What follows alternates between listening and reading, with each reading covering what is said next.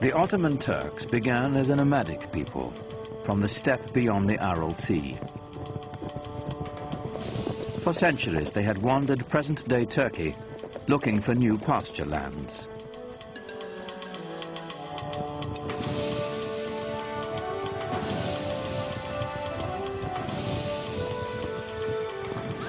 Muslim sultans had enlisted them as mercenaries to fight off the Mongol hordes. But in the upheaval following the Mongol invasion, the Turks began to stake out their own territorial claims. From their ranks emerged a warlord of legendary ambition. His name was Osman Bey. It's said that Osman had a miraculous dream of a magical tree whose many branches foretold his siring a powerful lineage. One wonders how much of it is truth, how much of it is legend. It makes a lovely story, and miracles are always more easy to digest than reality. I don't think he realized that he was setting up such a fantastic dynasty, a dynasty that was to rule the crucial link between 3 continents. The followers of Osman became known as Ottomans. They considered themselves warriors for the faith, or Ghazis, whose destiny was to bring Islam to the world. Ghazis were somewhat like freelancers who moved the empire forward either for ideology, theology, or for the sake of pure conquest. They were probably very brave, never thought about themselves or any harm that could come to the group by going into dangerous conditions. But it made the Ottoman Empire almost fearless, going into regions that nobody had been there before. For the early Ottomans, the direction of expansion would always be to the west, for good reason. They could not expand to the east or to the south because those were controlled by their brothers, the Turkoman emirs, the Muslims, and a Muslim should not be fighting against a Muslim, so they said at the time. So the only place he could expand was towards the Christian territories westward. Osman's warriors moved to the north and west across the Anatolian plateau, into territory controlled by the traditional Christian power in the area, the aging Byzantine Empire. By Osman's time, the 1,000-year-old Byzantine Empire was reaching the end of its age, dwindling to an isolated stronghold in Eurasia.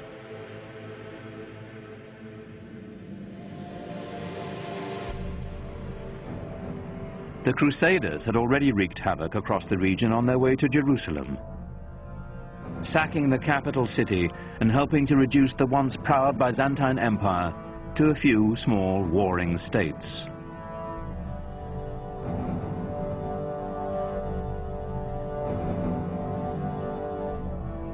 The Ottomans quickly overran these splintered Byzantine factions, uniting northwestern Anatolia into a single domain. In 1326, the Ottomans took the powerful Byzantine city of Bursa, a victory that would change the character of the Ottoman Turks forever.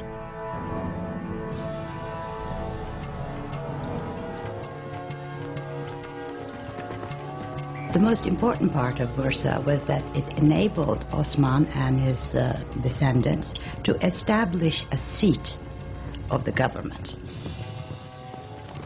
The restless nomads of the steppe would settle down to build an empire.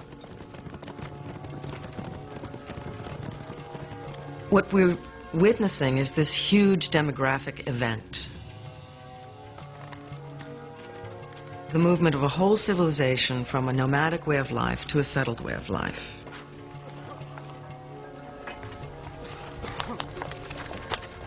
Now, when the Ottomans took Bursa and set it up as their capital, they were very concerned to establish themselves as the rightful standard bearers of Muslim civilization. Civilization meant organization, and the Ottomans set out to manage the vast regions they now controlled. Leaving the Byzantine clerks in place, they began to organize the new empire.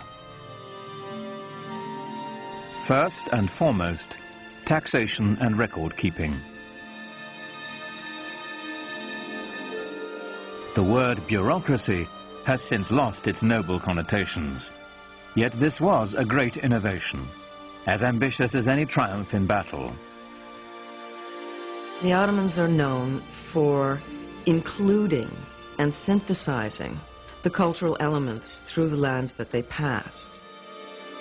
They are known for creating structures by which the peoples who lived there before could carry on their lives and their beliefs in the way that they chose.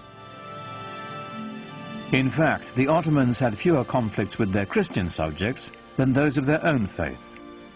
Muslim adversaries intent on challenging Ottoman rule. One of the bureaucratic, or let us say management problems facing the Ottomans was that there were still rival Muslim sort of proto-kingdoms around them. I mean, they were conquered by the Ottomans, but they had old grudges to bear.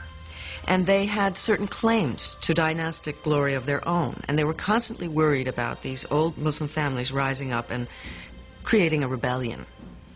And so the story goes that they felt it would be imprudent to have the army made up of these sorts of people.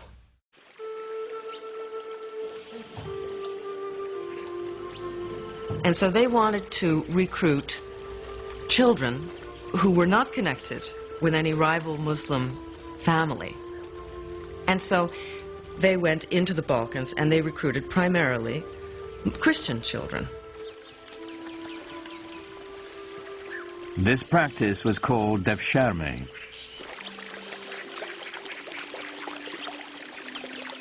The young boys were technically slaves of the Sultan, but they weren't treated like slaves.